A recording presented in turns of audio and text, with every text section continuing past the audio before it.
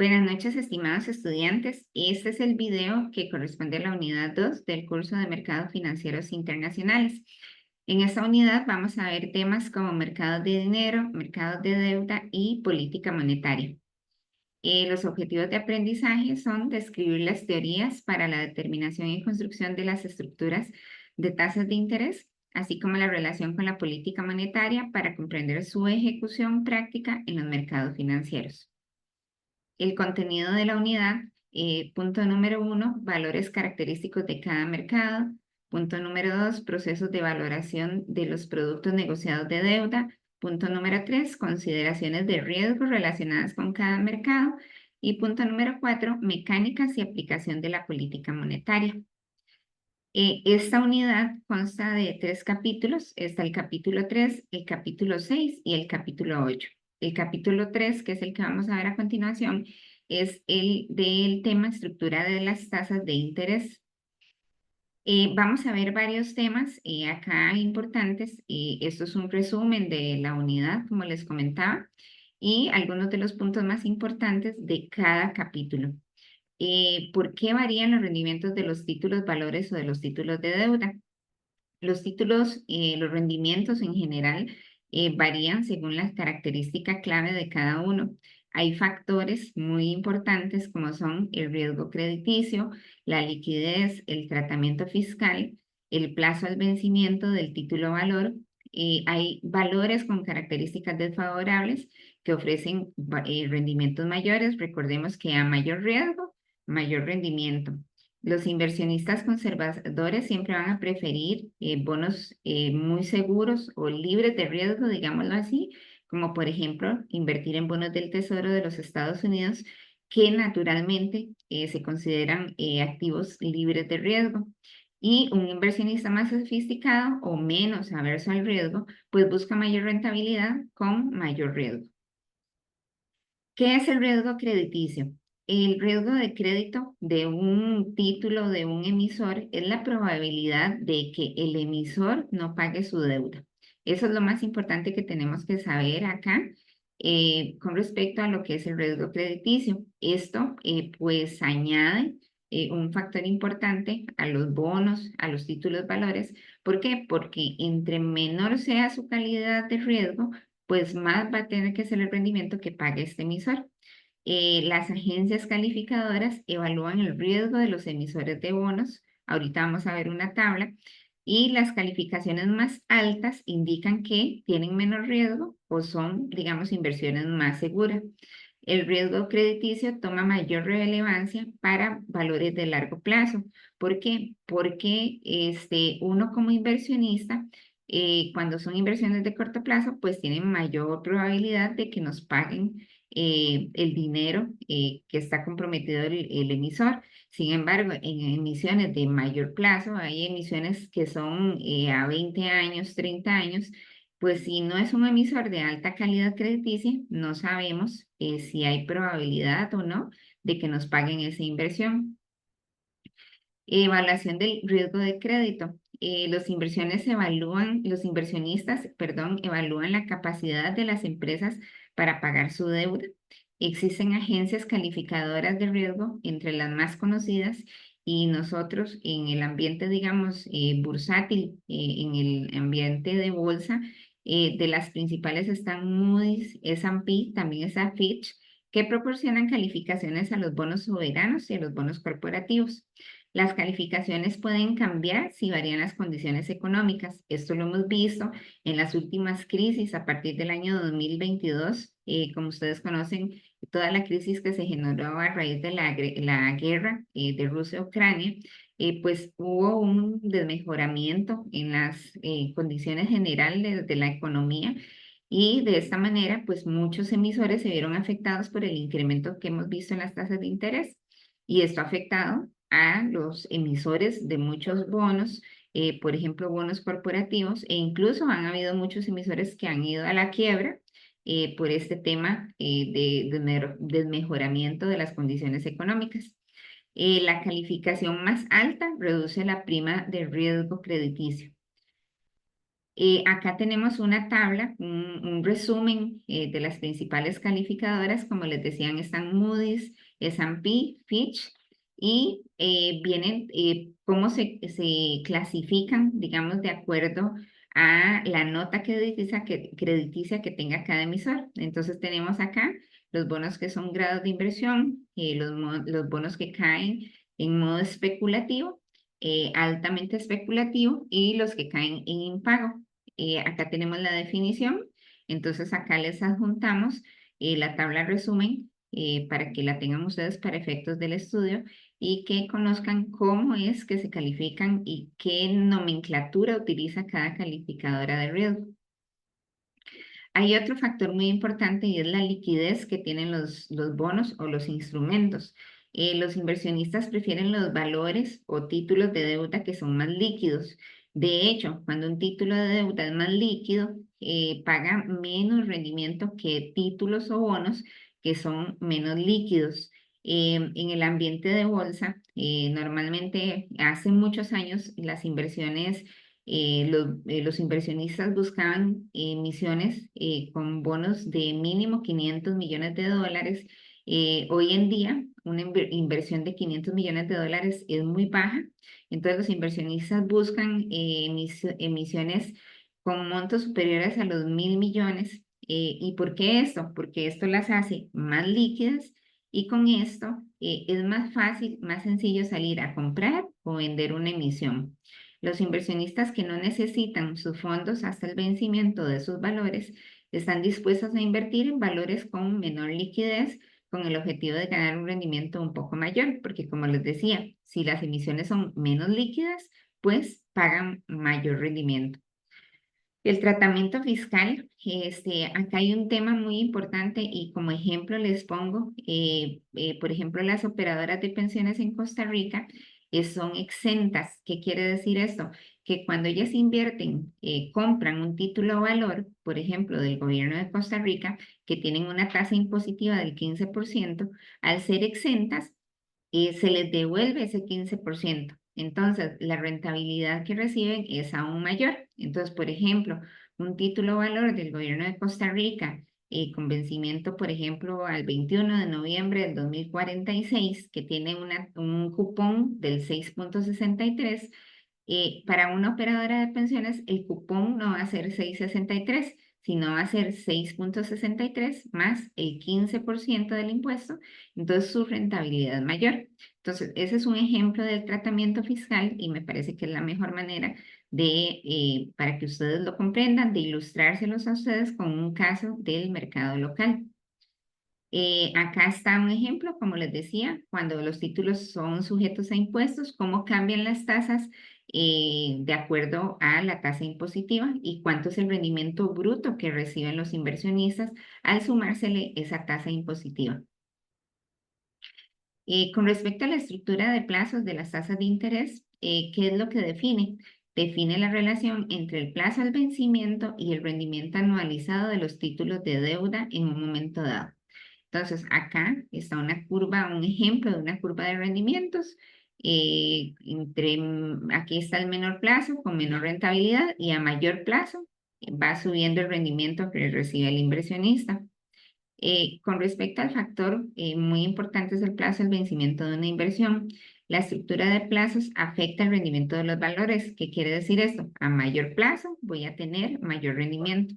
A menor plazo voy a tener menor rendimiento. Los bonos a largo plazo ofrecen mayores rendimientos por el riesgo de interés y la curva de rendimientos ilustra la relación entre el plazo y el rendimiento de un activo. Una curva de rendimiento invertida, por ejemplo, puede señalar expectativas de tasas bajas. ¿Qué quiere decir una curva de rendimiento invertida? Es que los bonos de corto plazo están pagando mayor rentabilidad que los bonos de largo plazo. Esto lo vimos recientemente con toda la crisis que hemos vivido a nivel mundial con tasas de intereses muy altas y por ejemplo, los bonos del Tesoro de los Estados Unidos a corto plazo estaban pagando rendimientos superiores que los bonos de largo plazo. Eso significa una curva de rendimientos invertida. La teoría sobre la estructura de tasas de plazos la teoría de las expectativas puras. La curva de rendimiento refleja las expectativas. Como les dije anteriormente, una curva invertida, ¿qué es lo que me quiere decir? Que las tasas de interés van a bajar y por el contrario, una curva cuando está plana, pues se podría decir que uno podría pensar que las tasas de interés van a subir. Entonces, eso es la teoría de las expectativas. Los mercados reaccionan a esa teoría de las expectativas y como decimos nosotros en bolsa, los mercados todos lo descuentan. Las tres teorías que se mencionan en esta filmina tratan de explicar la forma de la curva de rendimientos. Efecto de la prima por liquidez. Acá les dejamos una ilustración que es de la bibliografía que utilizamos en el curso. El escenario número 1, el mercado espera tasas de interés estables. Entonces viene el ejemplo, digamos, de la prima por liquidez. El escenario 2, el mercado espera un incremento de las tasas de interés. Y el escenario 3, el mercado espera una disminución en las tasas de interés. Entonces aquí es donde vemos el tema de la curva invertida, donde los rendimientos de corto plazo son mayores que los de largo plazo. Curvas de rendimiento internacionales. Las curvas de rendimiento varían según los países y sus economías. ¿Por qué? Porque dependen de su calificación de riesgo o calificación crediticia, como lo vimos anteriormente. Entonces, las tasas de interés tienden a correlacionarse entre países. Países, por ejemplo, con calificación similar, tienden a correlacionarse. Un ejemplo claro actualmente es Costa Rica. El gobierno de Costa Rica tenemos una calificación W-, y por ejemplo la curva de República Dominicana tiene una calificación de W-. Entonces este tipo de curvas de emisores tienden a correlacionarse. Las condiciones locales influyen en las diferencias de las curvas. Recordemos cuando en el 2018 el gobierno de Costa Rica estuvo muy cerca de entrar en una situación de default o de impago de la deuda. Entonces, en ese momento, con las condiciones muy adversas a la economía que tenía el país, pues estuvimos pagando tasas de interés altísimas. Hoy por hoy, la situación fiscal del país ha mejorado muchísimo, las condiciones en general macroeconómicas. Entonces, hoy Costa Rica es uno de los países de la región que pagan rentabilidades más bajas, que quiere decir que tiene una prima por riesgo más baja que otros países, por ejemplo, como Colombia. Los mercados financieros globalizados afectan las tasas de interés de varios países. Acá tenemos un ejemplo de un índice muy conocido que es el ENVI, que es donde se comparan las curvas de diferentes países contra un índice global y el índice latinoamericano. Están países como República Dominicana, Brasil, Colombia, Costa Rica, Guatemala, México y Panamá. Y aquí es donde quería ejemplificarles, por ejemplo, como Costa Rica, que es esta línea anaranjada que ven aquí, podemos ver que Costa Rica es de los países que pagan menor rendimiento a nivel latinoamericano si se compara con otros países similares, por ejemplo, con Colombia, que podemos ver que aquí está. Colombia paga muchísimo mayor rendimiento que Costa Rica. ¿Y por qué es? Porque el mercado percibe una situación más riesgosa en Colombia que en Costa Rica por el tema político que tiene particularmente Colombia. Entonces, esto es un ejemplo de curvas de rendimiento internacionales. Aplicaciones de la curva de rendimiento. Se utiliza para diferentes formas o maneras en el mercado financiero. Se utiliza para pronosticar las tasas de interés y evaluar riesgos.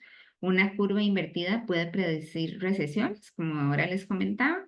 Las instituciones financieras ajustan estrategias basadas en la curva. ¿Por qué? Porque si esperan aumento de tasas de interés o disminuciones de tasas de interés, pues de ahí se van a derivar muchas de las decisiones que tomen a nivel financiero. Y los inversionistas buscan aprovechar los cambios en la pendiente de la curva. ¿Qué quiere decir? Si nosotros como inversionistas esperamos que las tasas de interés vayan a bajar, entonces, ¿qué es lo que debo de hacer? Comprar títulos de mayor plazo con mayor rendimiento, de manera que de una vez yo quede con esa inversión, digámoslo así, amarrada a mi portafolio, y una vez que las tasas de interés bajan, pues puedo salir a realizar ganancias de capital. Acá les dejo algunas de las conclusiones del capítulo número 3, que es estructuras de tasas de interés, que son, digamos, los puntos más importantes que vimos en este capítulo. A continuación vamos a ver un resumen del capítulo 6. El capítulo 6 trata de los mercados de dinero. El objetivo número 1 es comprender la función de los mercados de dinero. El objetivo número 2, identificar los instrumentos principales. Objetivo número 3, evaluar su impacto en la economía.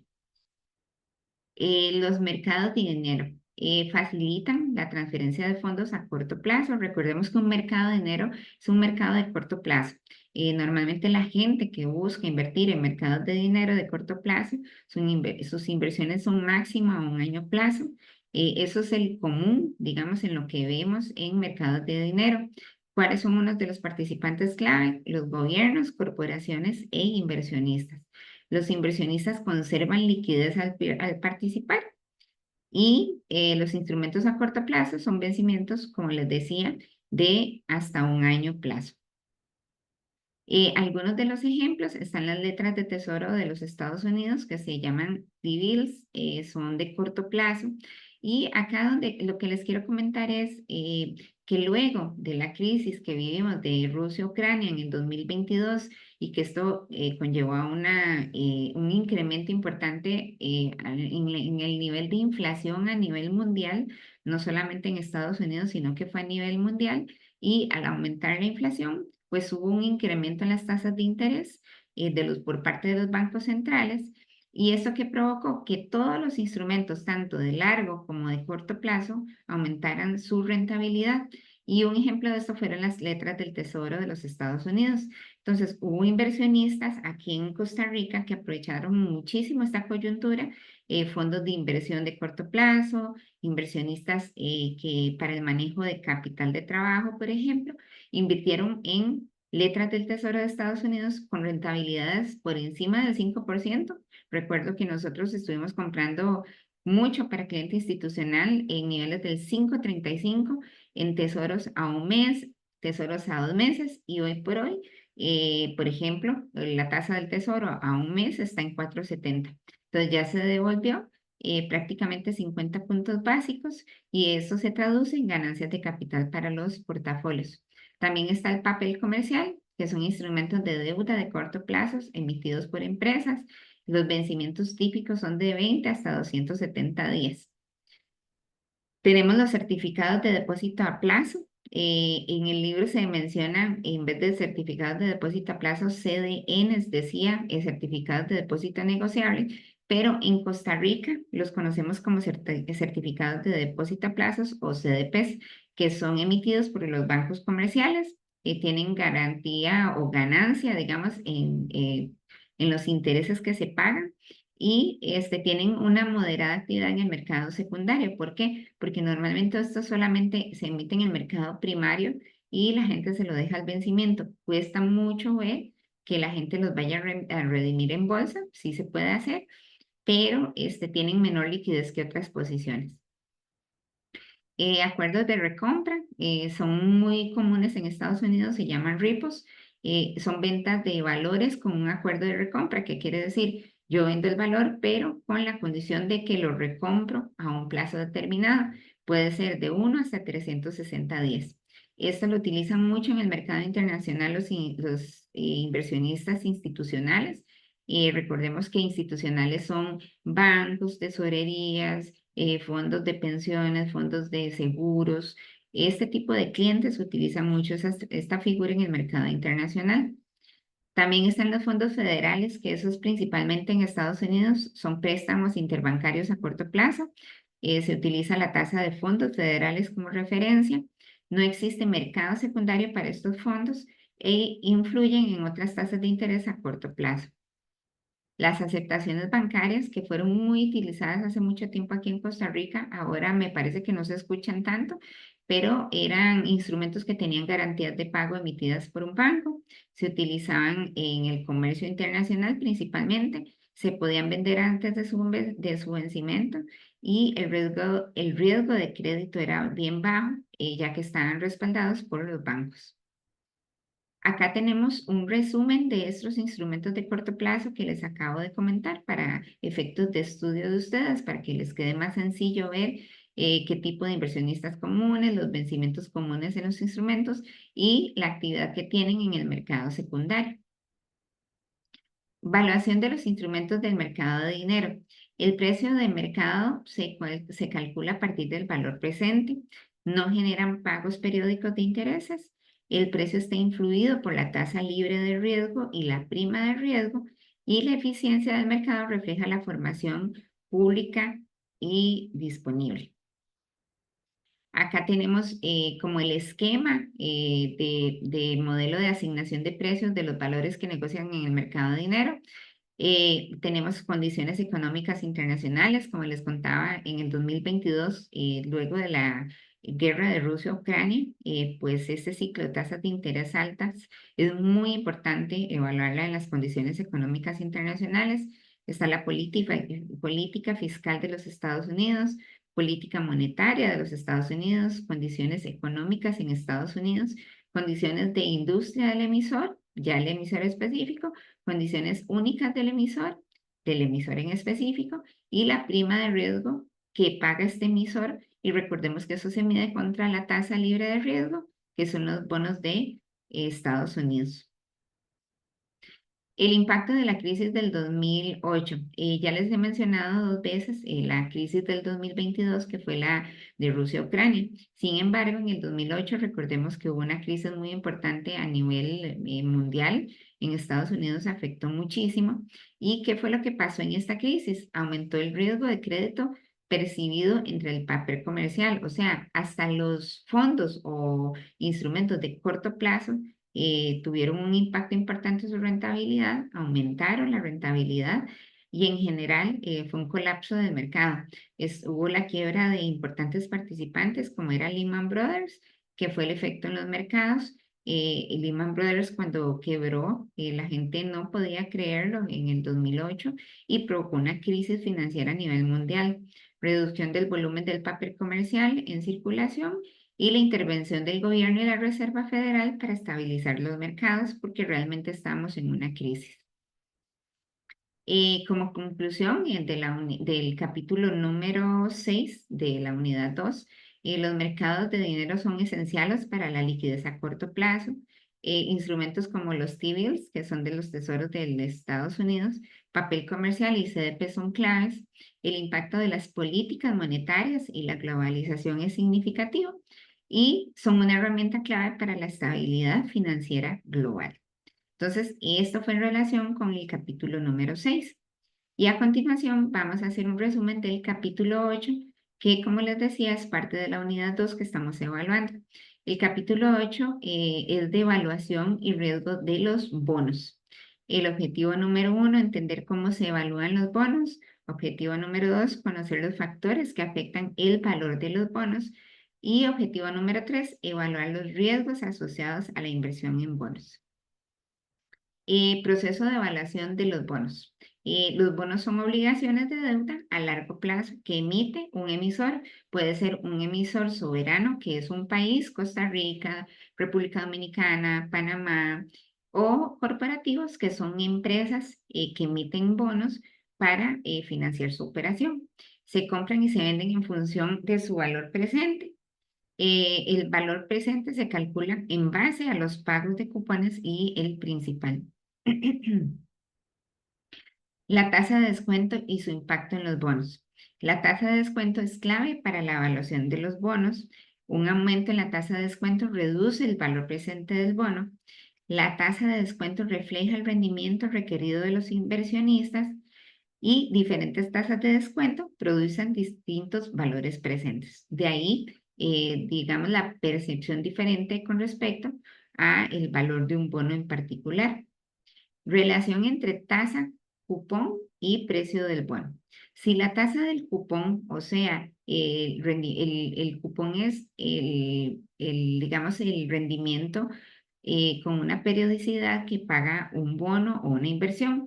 Normalmente son de periodicidad semestral o trimestral. ¿Qué quiere decir semestral? Que me paga cada 6 meses un cupón, un rendimiento. Si la tasa del cupón es menor que el rendimiento requerido, quiere decir que se está vendiendo con descuento. Entonces, ¿qué quiere decir? Si un instrumento tiene un cupón del 5% y se vende en el mercado secundario a un rendimiento del 7%, quiere decir que este título, este instrumento, está negociándose a un valor inferior al 100%, o sea, se negocia con descuento. Si la tasa del cupón es igual al rendimiento requerido, quiere decir que se vende a su valor nominal. Y si la tasa de cupón es mayor, se vende con prima. Entonces, si un instrumento tiene un cupón del 8,75 y se está negociando a un rendimiento del 7%, con solo eso ya sabemos que se está negociando con prima, es decir, que su precio puede andar por 111% más o menos. Esos son, digamos, conceptos claves que ustedes tienen que conocer. Efecto de las tasas de interés en los precios de los bonos. Los precios, esto es muy importante que lo tengan presente. Los precios varían inversamente con las tasas de interés. ¿Qué quiere decir esto? Si el precio de un bono sube, ya sabemos inmediatamente que la relación es inversa, que el rendimiento de este bono está bajando. Entonces, por ejemplo, les pongo los bonos de deuda externa de Costa Rica. Los bonos de deuda externa de Costa Rica han presentado incrementos súper importantes en los últimos días. Hace un par de meses estaba negociando, por ejemplo, el BD 44 en niveles de 103, 104. Hoy está negociando en niveles de 107,5. Entonces, ¿qué quiere decir esto? Aumentó su precio, bajó su rentabilidad. Eso es muy importante en el estudio de bonos. Un aumento en las tasas de interés reduce el valor del bono. Entonces, ahorita la expectativa de todo el mercado es que las tasas de interés por parte de la Reserva Federal de los Estados Unidos va a bajar. Entonces, ¿qué es lo que pasa? Si las tasas de interés bajan, ¿qué pasa con el precio de los activos? Sube. Entonces, es el efecto contrario y eso es lo que espera el mercado para los próximos meses. Los bonos a largo plazo son más sensibles a cambios de tasas. Acá hay un concepto importante que es el de la duración, que vamos a mencionar más adelante, pero es básicamente cómo se mide, digamos, el riesgo de un bono, es mediante de la duración. Cambien el precio de los bonos. Aquí les dejamos un esquema de la figura 8,6 del libro para efectos de ilustrar. Relación entre el rendimiento y el precio de los bonos. Acá está la relación que se da entre el precio que está en este eje y el rendimiento de los bonos. Como ustedes pueden ver, a mayor precio, menor rentabilidad y viceversa. El riesgo crediticio en los bonos, ya hablamos ahora al inicio de la unidad 3, un poco del tema de las calificadoras de riesgo y la parte, digamos, la calificación crediticia que tiene un emisor o un bono. El riesgo de incumplimiento afecta el precio de los bonos. ¿Qué quiere decir esto? Que si hay mayor riesgo de incumplimiento, pues los precios de los bonos se van a caer y los rendimientos van a subir. Bonos de mayor riesgo requieren una prima más alta, como les decía. Si vemos un riesgo asociado y hay un bono que me gusta mucho por la rentabilidad que tiene, pero porque está muy alta, pero hay mucha demanda, porque en general el mercado lo está viendo como una oportunidad, pues ese es el efecto que tienen. Durante la crisis del 2008 aumentaron las primas de riesgo en bonos corporativos y los bonos del tesoro tienen menor riesgo crediticios por un tema de su definición de que es un activo libre de riesgo. Factores que afectan las tasas de interés libres de riesgo. ¿Cuáles son los factores que afectan las tasas de interés? Expectativas de inflación aumentan las tasas de interés. Este es el mejor ejemplo, como les he comentado, de la guerra de Rusia a Ucrania, que empezó a provocar escasez en cientos cadenas de suministros y eso provoca un incremento importante en el precio de bienes y servicios, aumentando la inflación. Y cuando un gobierno tiene un problema de inflación muy alta, lo primero que hace es, mediante su Banco Central, afectar la tasa de política monetaria y bajar las tasas de interés. Crecimiento económico fuerte eleva las tasas de interés. Es, digamos, lo contrario de lo que les acabo de contar. Oferta monetaria incrementada reduce temporalmente las tasas y el déficit presupuestario alto puede aumentar las tasas a largo plazo. Entonces, por ejemplo, si un gobierno, el de Costa Rica, Panamá, salen a hablar de que tienen un tema presupuestario para los siguientes años, esto puede aumentar las tasas de interés. Sensibilidad del precio de los bonos a las tasas de interés. Como les decía, existe un concepto que se llama la duración. ¿Y qué es la duración? Mide la sensibilidad de un bono a cambios en tasas. Bonos con mayor duración son bonos más sensibles a los cambios de tasas. Entonces, si queremos una inversión conservadora, uno no debería de irse a invertir a muy, muy largo plazo. Pero si uno tiene un perfil de riesgo adecuado, puedo ir a aprovechar las condiciones de largo plazo, tomar esos intereses altos y después, cuando haya un ajuste a la baja en las tasas de interés, pues venderlos con ganancia. Y acá no me voy a detener mucho porque es el mismo concepto que acabamos de ver de duración. Estrategia de inversión en bonos. Yo trabajo particularmente en esto, haciendo portafolios con instrumentos internacionales y de lo más importante que les puedo decir de esta filmina es la importancia de diversificar un portafolio, de ver bien otros emisores corporativos soberanos. Por ejemplo, nosotros hemos estado haciendo muchos bonos de Costa Rica, pero también hacemos bonos de Panamá porque tiene mejor calificación y nos paga mejor interés. Hacemos mucho de Colombia porque sabemos que Colombia, aún con su tema político, que está Petro, ¿verdad? Y ustedes conocen todo el tema político, pero Colombia, cuando se tranquilice esa parte política, pues sus rendimientos deberían de bajar en línea con el mercado y lo vemos como una oportunidad. Pero la más importante es diversificar los portafolios de los clientes.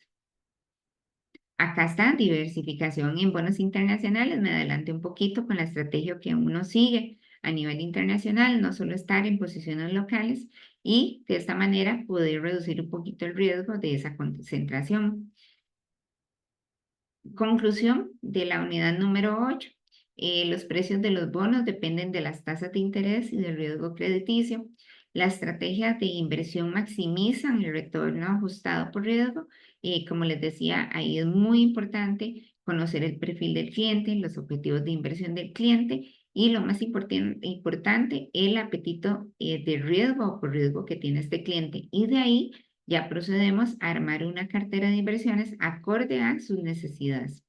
Diversificación internacional reduce la exposición a riesgos específicos y finalmente comprender los factores clave ayuda en la gestión de los bonos. Fue un gusto poder compartir este pequeño video con ustedes.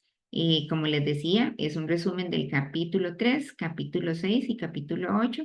Y si tienen alguna consulta o algún aporte, con todo gusto, estoy siempre disponible para ustedes. Que tengan un bonito día.